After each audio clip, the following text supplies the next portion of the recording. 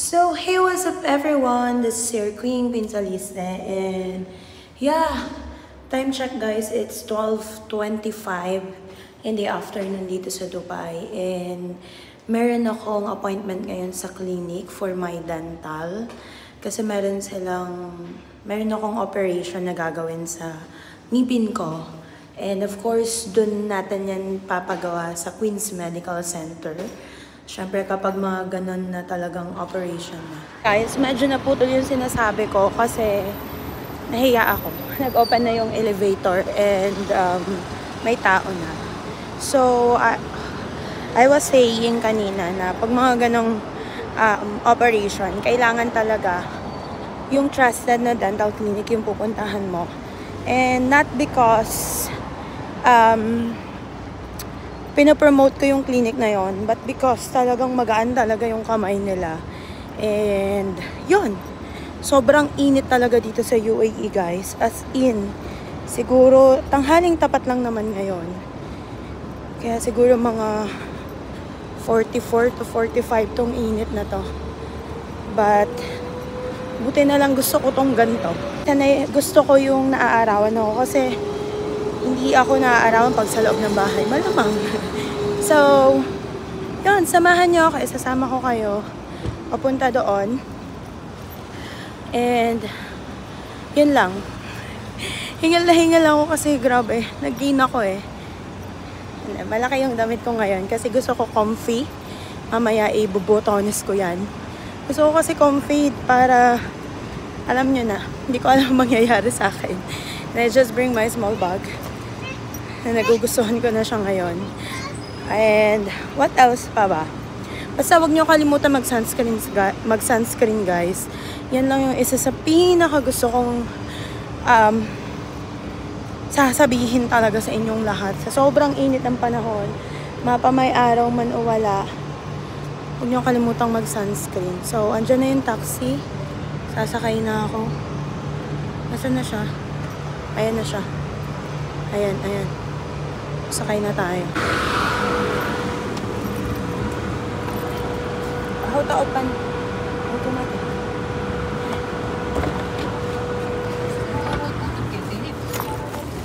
Thank you.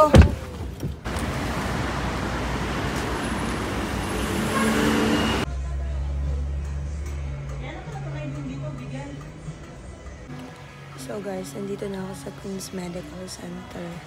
Nag-aantay lang ako ng doktor. Nakita ko sa inyo.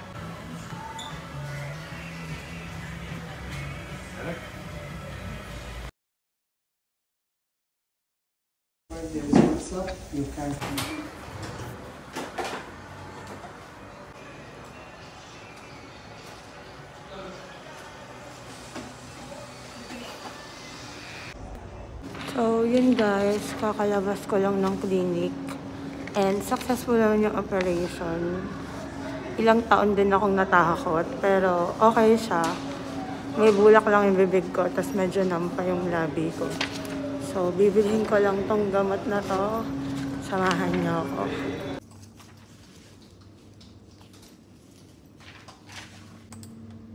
Guys, nakabili na ako ng gamot. So, uwi na tayo kasi nawawala na yung anesthesia. And gusto parang nanghina ka. But thank you Lord for a successful. Sobrang nahirapan sila guys. It's 1.5 hours operation. Alam mo yung nadidinig ko yung parang nagdi-drill. Kwento ko na lang next time. Ang sakit eh. So, uwi na tayo. So guys, after 1 hour ng extraction. And medyo namamanhid pa yung ganto ko eh. Ito. Kasing itong bibig ko, ito, namamanhid pa siya. Wala pa siyang pakaramdam. Ito okay na to. Kasi dalawa yung binunutan sa akin guys. Ito lang yung malala kasi surgical siya. Ito hindi. So, pudpud kasi to. Kaya kailangan surgical siya. Tapos nung malalim na, impacted pala. So, yun. Magla-lunch lang ako kahit 3 PM na. Kakain tayo ng ice cream. So, kain tayo ng ice cream, guys, bago ako kumain ng noodles. Kasi kailangan ko talaga ng malamig. And, diba usually gano'n naman pag binubunutan. Ito siguro ng feeling ng ano. Alam mo yung half, ano tawag doon, na stroke. Kasi as in talagang, hindi, talagang manhid siya. Itong laway kong ta. Pag ginanyan na wala siya pakiramdam. Actually, dapat, after extraction, meron akong braces adjustment. Kaya lang di ko kakayanin. Di ko kayang gumamana ng bongga. So, kain ako ng ice cream, guys. Buti na lang. So, first time ko tong titikman, itong London Dairy Peach Apricot.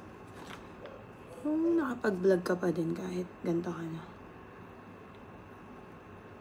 Di ko makagat.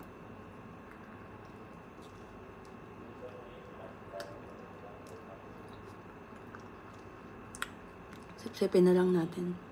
Okay na yan.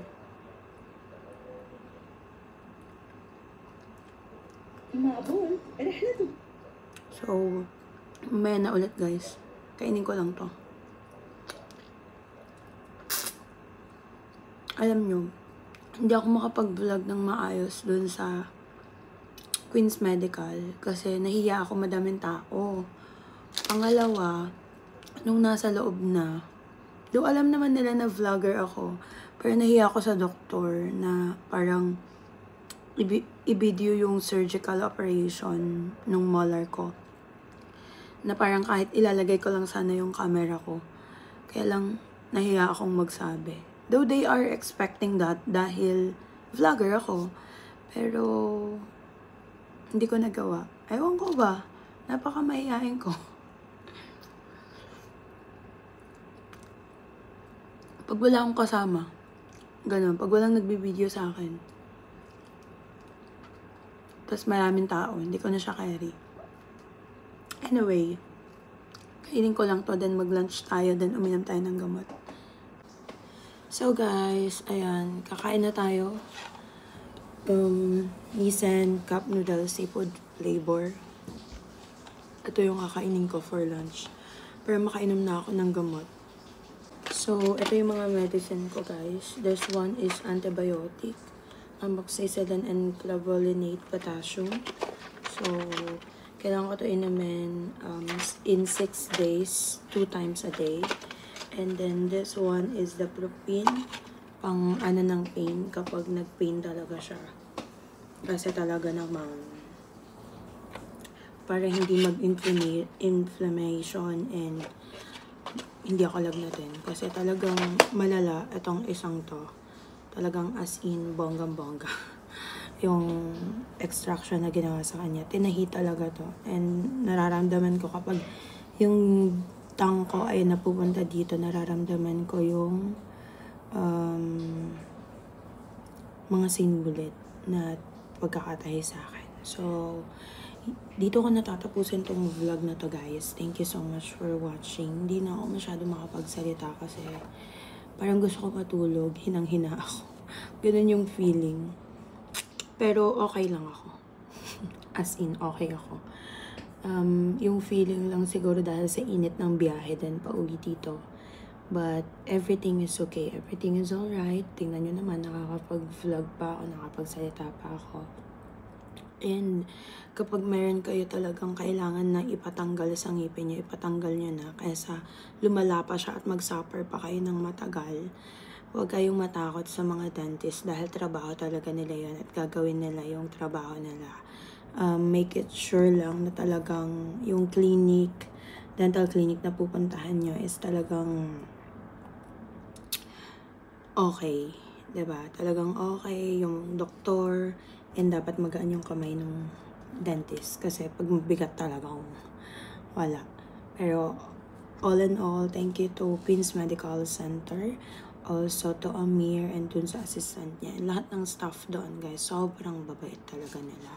So that's it, guys. Thank you so much for watching this vlog. Don't forget to like, share, and subscribe and comment for anything that you would like. So bye everyone.